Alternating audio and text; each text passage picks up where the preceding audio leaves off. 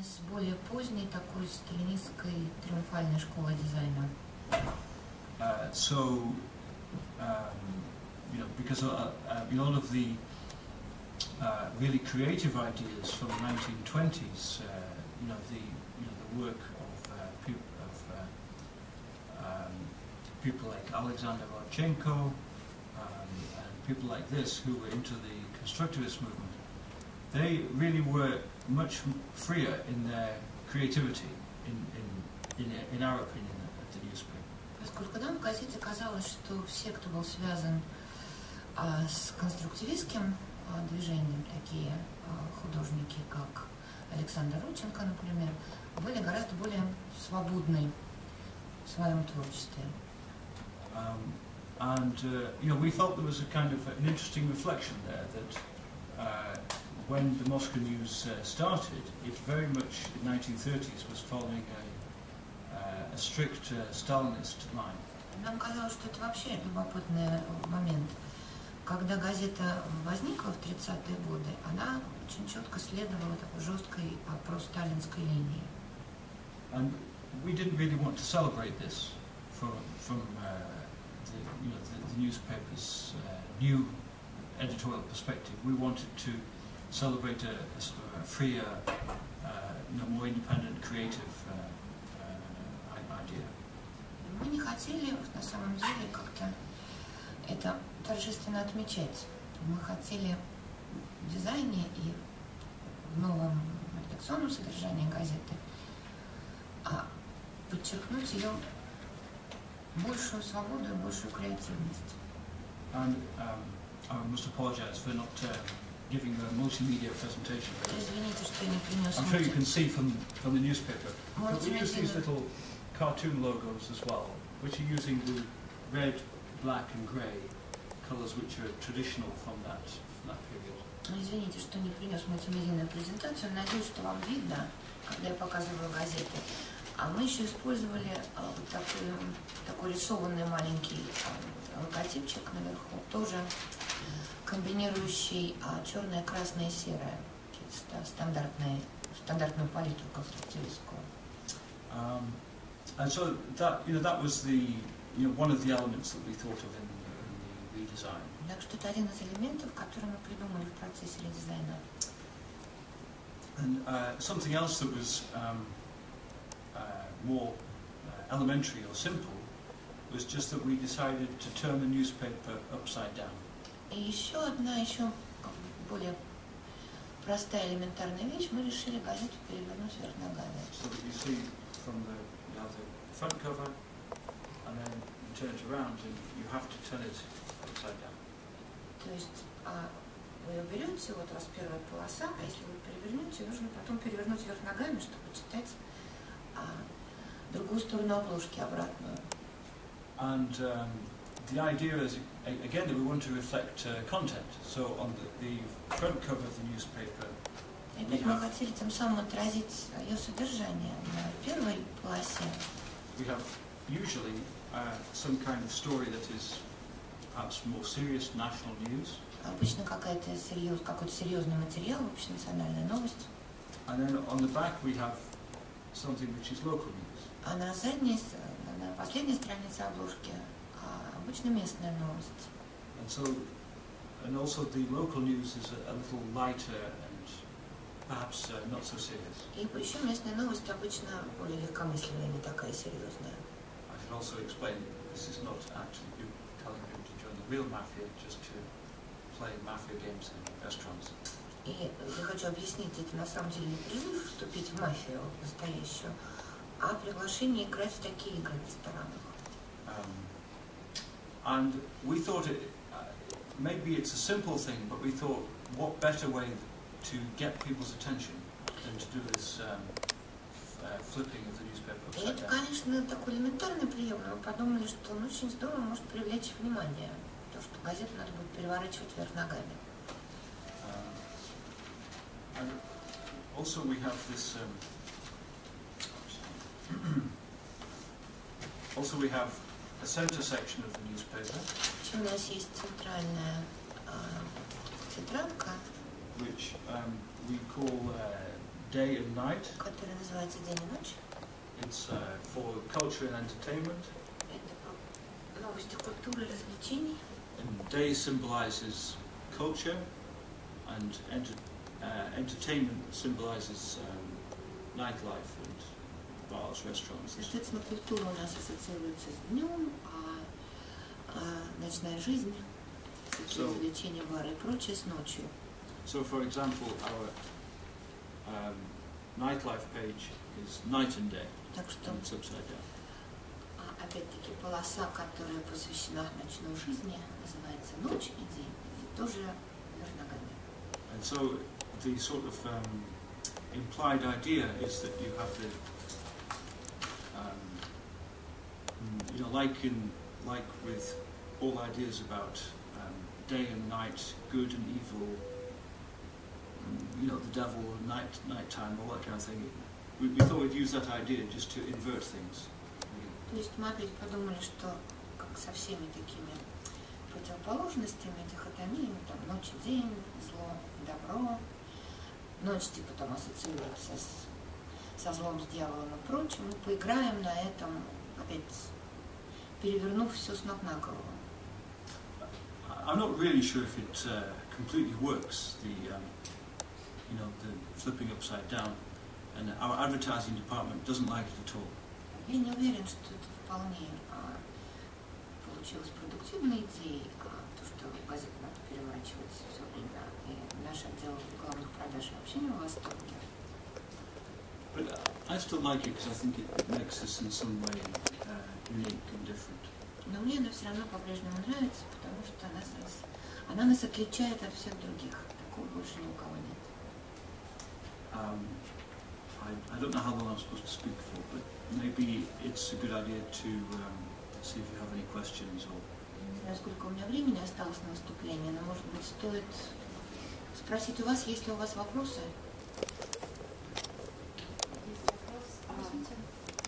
Спасибо.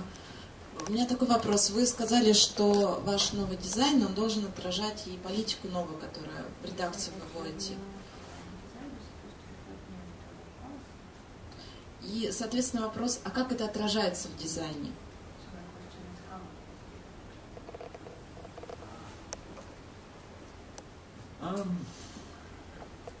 Well, we wanted a fresh look.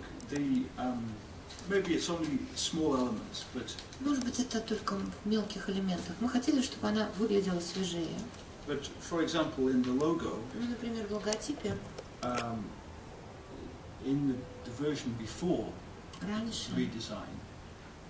Since 1930 was in actually quite big letters. То, что она выходит с 1930 года, вот эта строчка была очень крупная.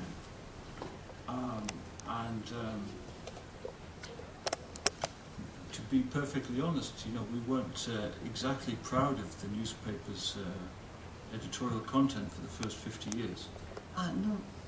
И, честно говорить, нельзя сказать, что мы сильно гордились редакционным содержанием этой газеты в первые 50 лет ее существования.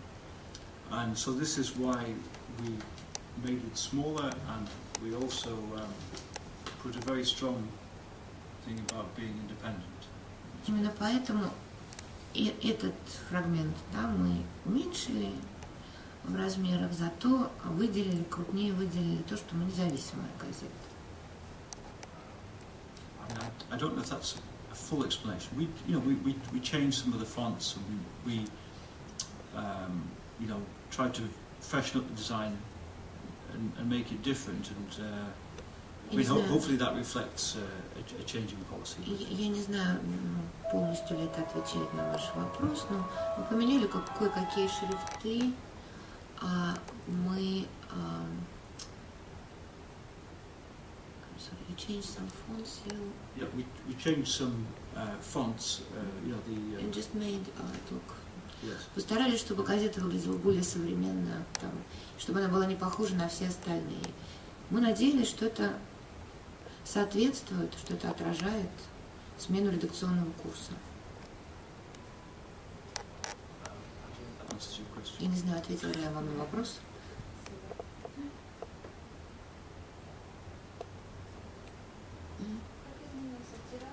Подождите микрофон, пожалуйста. изменился тираж и возрастная аудитория после смены дизайна? After the design, have the circulation numbers changed and demographics of the audience? The circulation, I think, has definitely increased. Тираж, насколько я знаю, определенно вырос. But I can't say this sort of scientifically.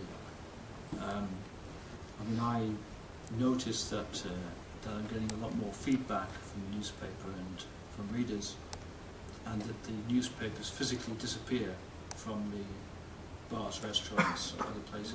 Научных данных у меня нет. Я просто замечаю, что я гораздо больше обратной связи, откликов получаю от читателей, и что газета как бы расходится быстро, исчезает со всех тех стоек, где она распространяется, там, в барах, ресторанах и прочее.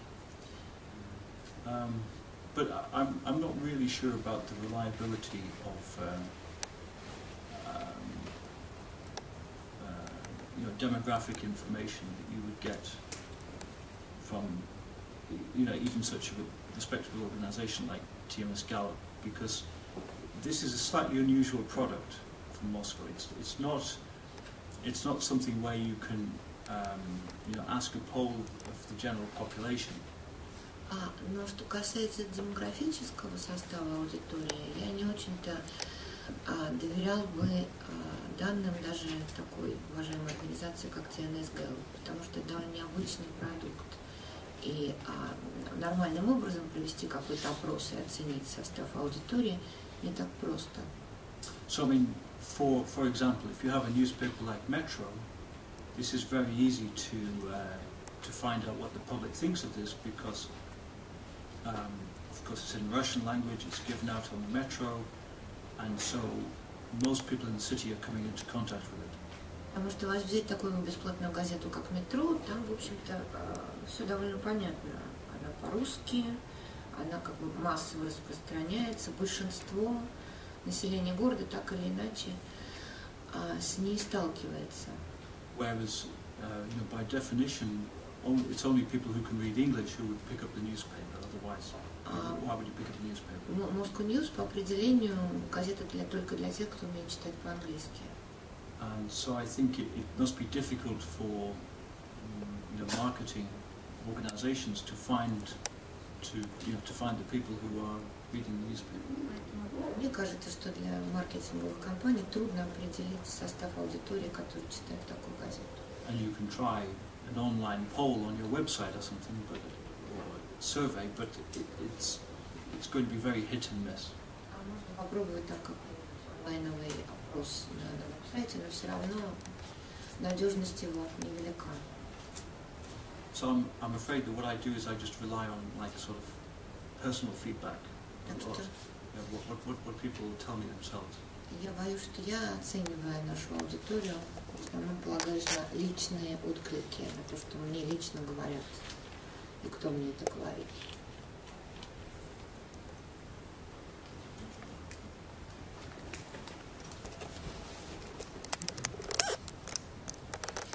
Вы говорили о том, что отделу продаж не нравится такая переворотная газета.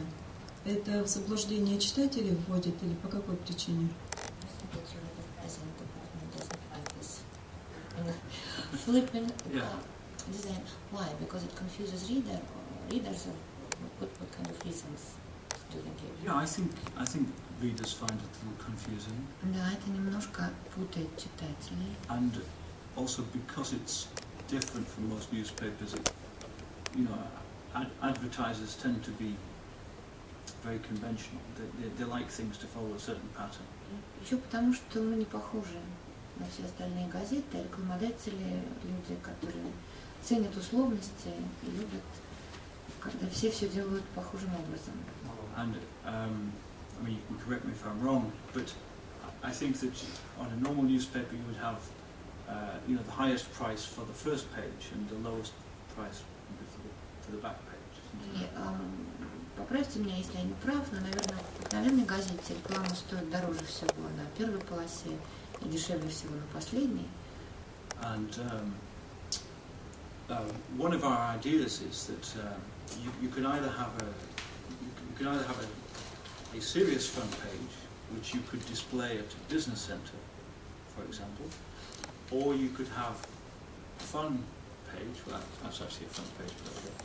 Or you could have a slightly more fun front page, the alternative one, which you could display in a cafe or nightclub or bar. And so, because there's this random element that the advertiser doesn't know which way is going to be displayed, they are a little confused about, you know, if they put an advert on the front page, is it going to get more noticed, or if they put it on the back page? This is perhaps caused a little confusion. И еще одна вещь здесь играет роль.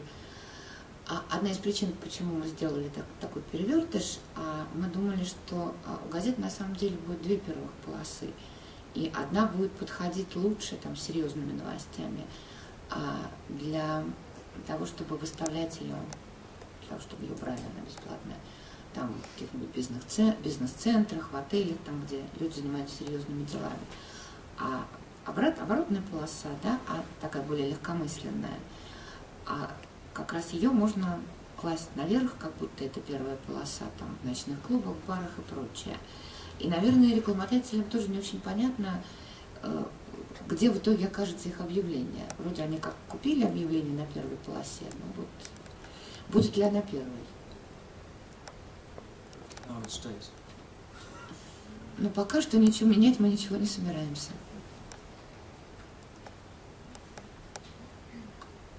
Сколько времени у вас ушло на редизайн газеты? How much time did it take to redesign the newspaper? Well, so my first issue in charge was the first week in February. Значит, я начал этим заниматься, я приступил к работе в начале февраля, в первую неделю. And we unveiled the new design April 24th. Вышел новый дизайн 24 апреля. I know that newspapers take a lot more time over redesign than that. Обычно газетам на редизайн нужно гораздо больше времени, я знаю. But again, I kind of come back to this idea of needing to change the image of the newspaper.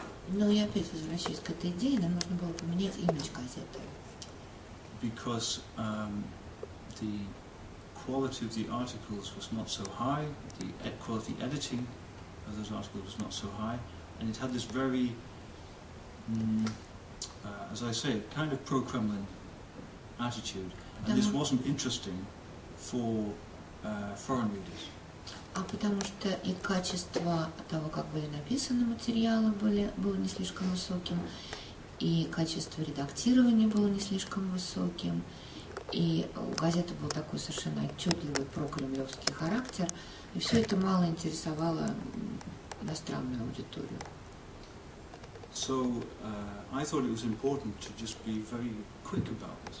Поэтому я считал, что важно как можно быстрее завершить этот процесс. And when we did our redesign launch party, и когда мы устроили вечеринку в честь выпуска редизайна, on April 24th, we also made, as well as we showing the new design, we made a presentation and a video of all of the history of the Moscow News. Это было 24 апреля, то помимо презентации, связанной с тем, как изменился дизайн, мы сделали презентацию обо всей предыдущей истории Moscow News.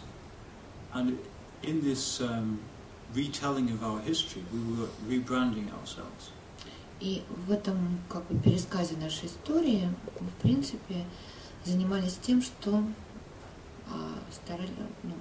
меняли содержание нашего бренда, процедуру, которая называется ребрендинг.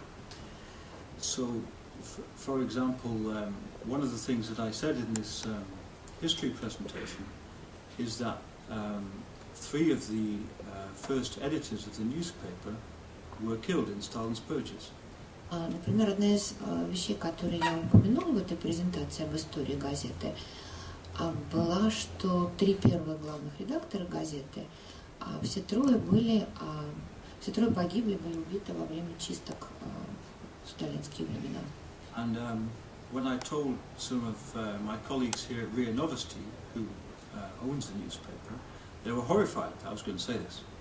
И когда я сказал об этом, заранее сказал своим коллегам здесь в РИА Новости, а газета принадлежит РИА Новости, они были в ужасе, что я собирался об этом упоминать. So they said, don't you want to talk about the positive stuff? Они сказали, может, лучше про позитивные вещи поговорить. And my answer was, no, I want to tell all the story, the good and the bad. Я сказал, нет, я не хочу только про позитивные вещи говорить, я хочу рассказать все, и плохое, и хорошее, что было в истории газеты. So, for example, perhaps the golden age of the newspaper in its Russian form, Moskovsky Novosti, was in the perestroika period. Допустим, золотой век газеты на русском, в ее русской версии, а «Московские новости» пришелся на период перестройки. When you may have heard stories about people lining up on Pushkinskaya Plощадь to get the newspaper at 6 o'clock in the morning. Sorry. Also, yeah. Sorry, I'm confusing. There was you could get it at the kiosk at 6 o'clock in the morning, but you had to be there at 6, or you could read it on the wall in Pushkinskaya Plощадь. Может быть, вы слышали историю про то, как в это время там в 6 утра выстраивались очереди перед киосками, чтобы получить номер московских новостей купить. А еще как бы толпы стояли на Пушкинской площади, где была редакция, где просто можно было ее прочитать. Она там на стендах выставлялся свежий номер. Люди приходили прочесть. So it was for this reason, we wanted to rebrand the newspaper very quickly to tell people the truth about the history of the paper, and thereby to win people's loyalty and support. And we wanted to do that at the same time as unveiling a fresh look. Так что мы сделали эту презентацию обо всей истории этой газеты для того, чтобы поменять содержание бренда, сделать этот ребрендинг. Чтобы мы хотели рассказать всю правду об этой газете, чтобы нам доверяли, чтобы мы могли завоевать лояльность аудитории. И мы сделали это одновременно с новым дизайном. But I can say that I think that we made some mistakes in the first version of the redesign.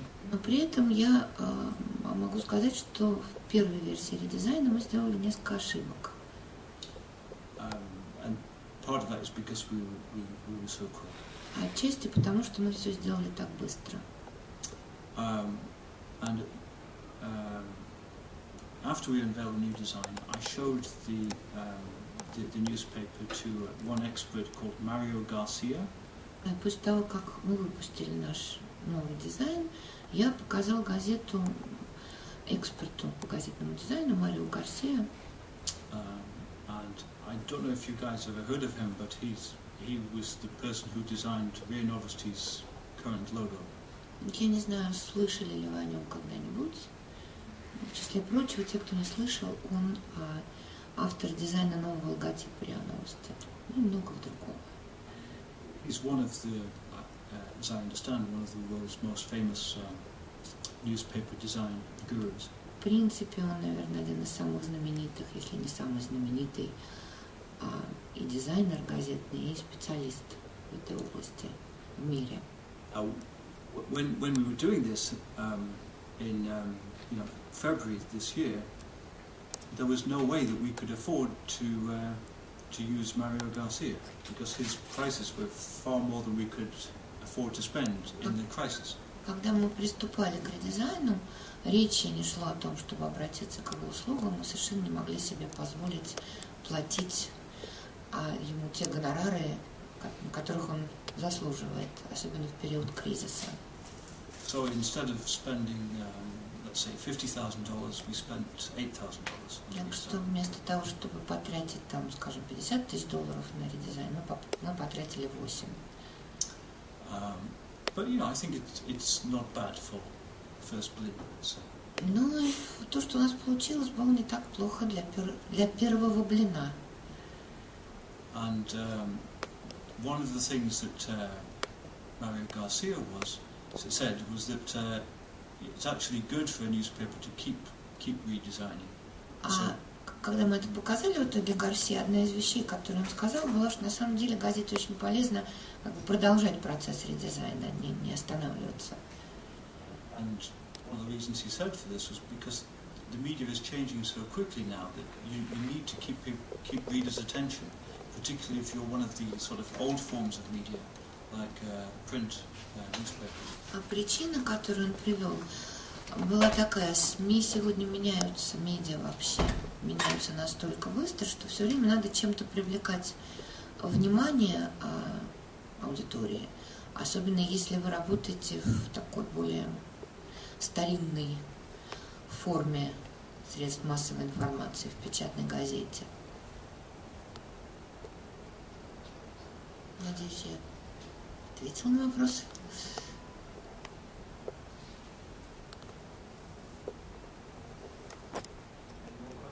Еще вопросы есть?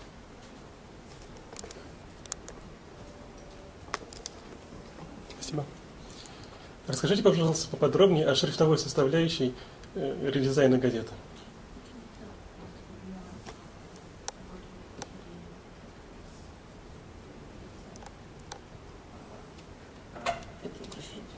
Sure. I'm a little worried that I may not be technically able to tell you this. The guy who did the design, a guy called Yevgeny Vasilyev. Я боюсь, что технически не все смогу вам рассказать. Собственно, человек, который делал редизайн, его зовут Евгений Васильев. He's currently in London doing a design course for a year. He's studying at university in London. Сейчас он в Лондоне на курсах по дизайну в Лондонском университете. The type of fonts that we're using are, as I understand, sans serif. Мы используем шрифты без засечек. And this was felt to be in accordance with the general principles of constructivist design. И мы решили, что это как-то соответствует общему характеру конструктивистского дизайна. And therefore, just simpler, clearer. We used as an inspiration newspapers like The Guardian, for example. То есть в целом стремились к более простому, четкому, ясному облику.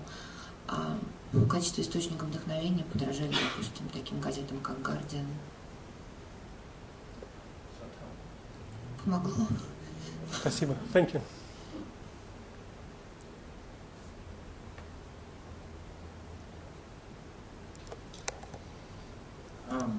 I could say some other things. Сейчас могу кое-что рассказать. We tried to think about how we could make the newspaper more fun. Мы еще пытались придумать, как сделать газету более веселой. And there was one example of the story that we ran was this story about a woman called Marina All Over.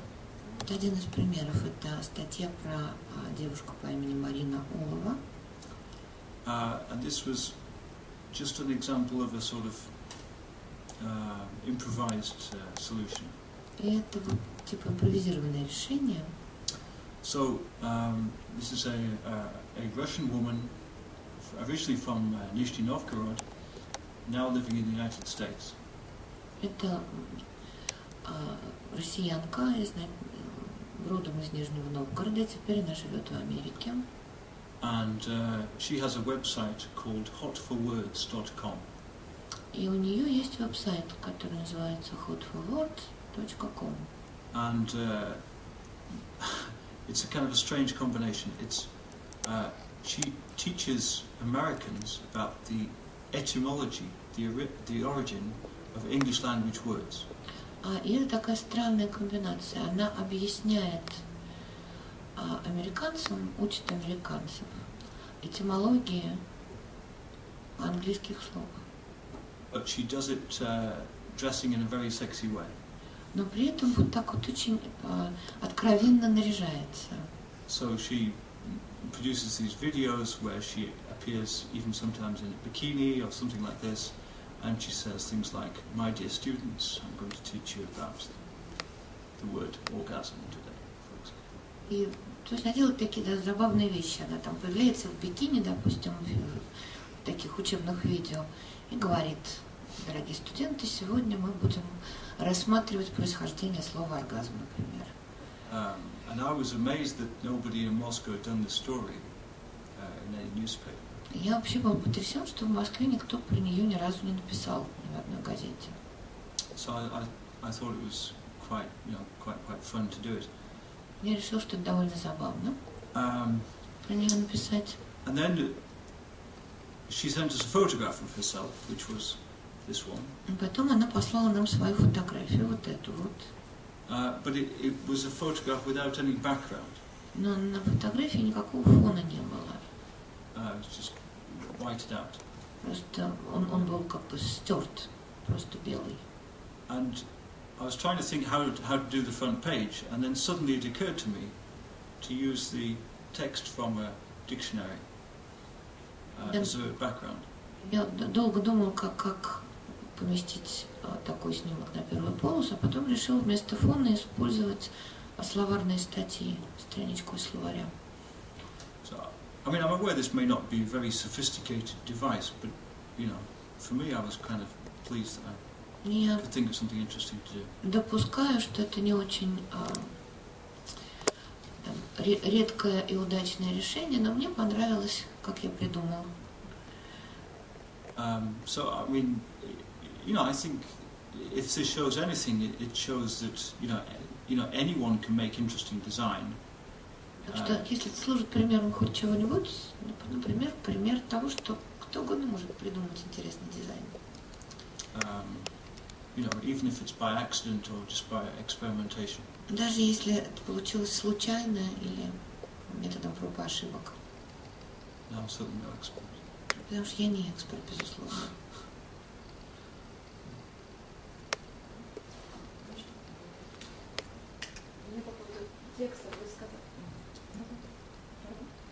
По поводу текста вы сказали, что вас не очень устраивало качество, как это все писалось.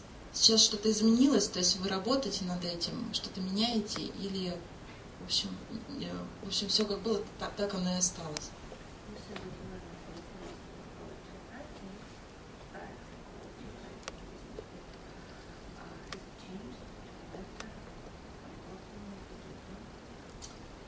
Yes. At first, when I came to the newspaper, I was thinking that we might have to change a lot of the staff. Изначально, когда я начала работать в газете, я думала, что придется менять штат в значительной степени. But what I just found was that it was the journalists who weren't being given the right encouragement and instructions. Но дальше я обнаружила, что с журналистами, в общем, все в порядке. Их просто как бы неправильно поощряли и неправильно инструктировали. And I don't mean this as any criticism of my predecessor. It's just that he didn't have, let's say, you know, the experience of being a newspaper editor before. И я не хочу критиковать своего предшественника никоим образом. Возможно, дело было в том, что у него не было предыдущего опыта работы газетным редактором. So, again, tying in with this idea of trying to be fun, exciting, sometimes a little bit sexy, we also tried to simplify the language of the stories. Помимо того, чтобы продвигать эту идею, что мы должны быть веселее, привлекательнее, даже где-то сексуальнее, мы еще попробовали поработать над тем, чтобы упростить язык, которым газета была написана. Also tried to make the articles shorter. Попробовали сократить длину статей. And I feel this is important if you're a foreign language newspaper anywhere in the world, because by definition, it's more difficult for a lot of your readers to get through like an article of 1,000 words. И я считала, что это важно для газеты, которая выходит в любой стране мира на чужом языке, не этой страной, потому что по определению довольно много ваших читателей, для них это иностранный язык, им трудно преодолеть текст длиной в 1000 слов. And also this was a point that Mario Garcia was making when I talked with him. He said, you're not competing against other newspapers for attention. You're competing against TV, internet, all these new forms of media. И кроме того, это то, что подчеркнул Гарсия, когда я с ним разговаривал. Он сказал, помните, что вы конкурируете не с другими газетами на сегодня, вы конкурируете с телевидением, вы конкурируете с интернетом, со всеми другими носителями информации. His point was that newspapers have to look more tabloid if they're going to keep their readers. И он настаивал, что газетам, если они хотят сохранить аудиторию, надо выглядеть более таблоидным образом. For me, the idea is to have a kind of a tabloid style appearance, but without dropping your journalistic standards. Но для меня задача в том, чтобы, может быть, какие-то стилевые моменты перенять у таблоидов, внешний вид, но при этом не снижать журналистские стандарты. So, for example, this might look like I'm just being a cheap tabloid. I'm putting a sexy girl on the front cover. В данном случае может показаться, что да, это дешевый таблоид, у меня такая, значит, блондинка с хорошим бюстом на обложке. But I remember that when I published this story, I took it to the general director of RIA Novosti. I went into his office and I said, "What do you think of this story?" Но я помню, когда я этот материал подготовил, я его отнес генеральному директору РИА Новости, спросил мнение об этом материале. And he said, "Oh, pretty girl." Он сказал, симпатичная барышня. I said, "But did you know that she's teaching the history of English language words to Americans?" А я сказала, ты знаешь, что она преподает историю английского языка американцам. And he was proud and impressed. И он был горд, можно сказать, потрясен. Yeah, so the point was it's a real story. It's not just something that we made up so we could put the picture of the sexy girl on the front cover. То есть суть в том, что это действительно реальный материал, содержательный, а не как что-то, что мы там придумали, только как повод разместить на обложке хорошенькую барышню. But of course, I'm quite happy to use these tricks, these things to grab people's attention, if they start to be interested in our newspaper. Ну, конечно, суть в том, что я с большим удовольствием пользуюсь вот такими приемами, и даже трюками, чтобы привлечь внимание читателей, если в итоге потом они с удовольствием будут нас читать, и в этот раз и дальше. I mean, for example, our main competitor as English language newspaper is the Moscow Times. Например, наш главный конкурент, другая газета на английском языке, это газета Moscow Times. And I worked there for 5 years before coming to Moscow News. Я работал у них 5 лет, прежде чем перешел в Moscow News. And I have to say that visually, now I find their design very boring. И должен сказать, что чисто визуально сейчас я считаю, что у них очень скучный дизайн. And there's nothing wrong with it, but it hasn't changed in nearly 20 years. И не то, чтобы это был плохой дизайн, но он не менялся уже лет 20. So I think that we had to compete with them. And they have very good journalists. They have a very strong brand identity. It's a serious, independent newspaper. But I felt that by making our newspaper look more attractive, we could actually compete with them, even though they maybe have the more experienced journalists. И при этом, как бы в качестве конкурента, они очень мощная газета. У них превосходные журналисты, у них узнаваемый, известный бренд, очень высокое качество. Но я решил, что если мы будем выглядеть более привлекательно, как газета, даже за счет дизайна, мы сможем с ними поконкурировать, даже несмотря на то, что с журналистской точки зрения они могут быть сильнее. I think it raises an interesting point generally about newspapers, particularly when they're aiming at, let's say, some kind of elite market or business market. Should they look very serious and a little bit boring, or should they try to be more interesting? И вообще это интересный вопрос. Если газета рассчитана на такой более элитарный рынок, деловой и прочее, серьезный, им и выглядеть надо также серьезно и строго, или, может быть, они могут выглядеть чуть более увлекательно и легкомысленно. What I felt about an English language newspaper in Moscow is that for the foreigners who are here, the expatriates, if you like, they are not typical business people. И мне казалось, что касается газет на английском языке, которые выходят здесь, те иностранцы, которые здесь живут и их читают, они не очень-то типичные бизнесмены. Because if you have a picture in your mind of who is the average reader of the Financial Times or the Wall Street Journal, потому что если вы себе представите такого стандартного среднего читателя Financial Times или Wall Street Journal, then this person would typically, be commuting into work into London or New York. Это обычный человек, который там по утрам ездит из пригорода на работу, там в Лондон или в Нью-Йорк. Maybe leading a very structured, middle-class suburban life. Ведет очень такую упорядоченную, урегулированную жизнь представителя среднего класса с домиком в пригороде.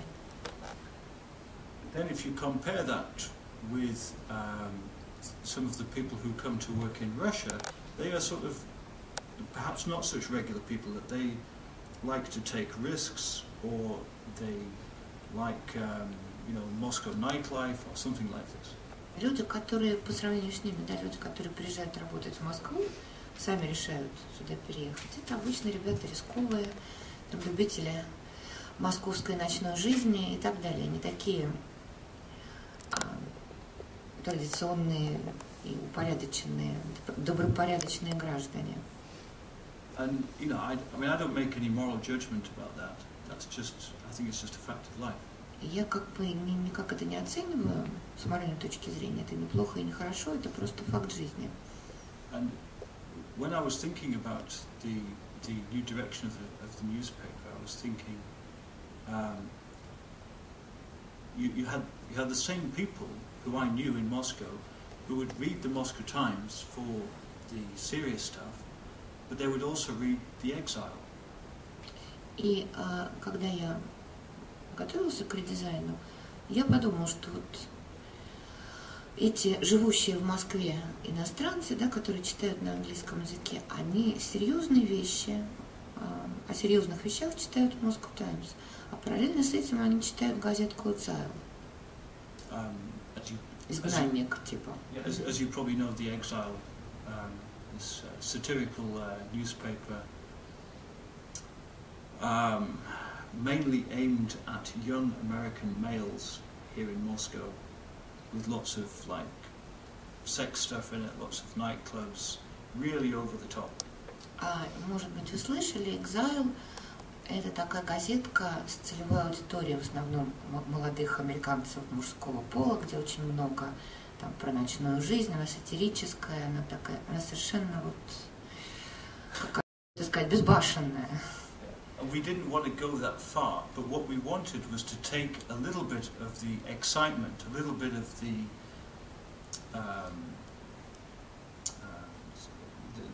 opposite of being serious. We wanted to take a little bit of the fun of the Exile and put it together with something tackling real issues.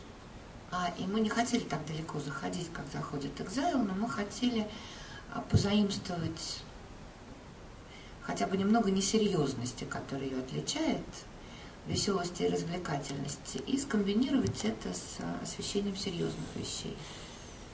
So, I guess what I'm getting at is that, you know, I mean, I may not be able to describe for you some of the more technical aspects of design, but I can tell you what I was trying to convey. Так что я к чему веду? Я, может быть, не смогу вам подробно описать какие-то технические, более технические аспекты редизайна, но я могу вам рассказать, что мы хотели, чтобы он выражал. So, for me, it's very much, you know, about concept, about what, you know, what message do you want to send to your readers, who do you want to talk to, and then from there you actually go to the next step, which is how to put that into practice through a design. Потому что для меня редизайн начинается с общего замысла, с концепции, с того, что вы хотите передать, к кому вы хотите обращаться, что вы хотите сказать читателю. А уже после того, как это понятно, вы начинаете искать конкретные способы это выразить средствами дизайна. Yes, for me, I think too many you know, newspapers, magazines, publications just think of these things as two completely separate things. One is design, and the other is content. Потому что, с моей точки зрения, слишком много изданий, газет, журналов и так далее считают, что это две, как-то не совмещают их у себя в голове, считают, что это две отдельные вещи. Общая концепция издания и дизайн.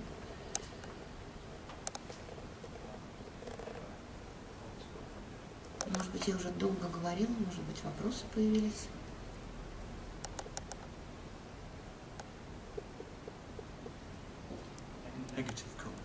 Негативные какие-нибудь комментарии есть? Мне бы было бы полезно.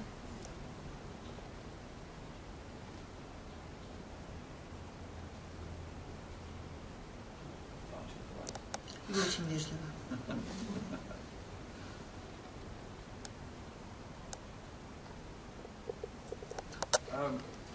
I mean, I can't resist the opportunity to ask for suggestions. Which things do you think that we could do that we're not doing at the moment? Content, design? Тогда я у вас спрошу, не могу упустить эту возможность. А если вы знакомы с нашей газетой, как по-вашему, что нам еще следует делать, а мы этого в данный момент не делаем? У кого-нибудь есть идеи? Is it a good example or a bad example? Should there be a newspaper like this in Russian, for example? Хороший пример или плохой? Нужно ли попробовать запускать такую газету на русском языке? Как по-вашему? Could be a good idea to have something like that in Russian, yes. I mean, you know, what we see ourselves as in the print version is like a sort of, you know, weekly magazine, weekly news magazine. Наше собственное представление о себе в печатной версии это что-то вроде еженедельного журнала новостного. So we're sort of like a cross between, you know, Ruski Newsweek and Time Out, for example. То есть мы как что-то такое среднее между русским Ньюзвиком и журналом Time Out. Про ночную жизнь, куда пойти.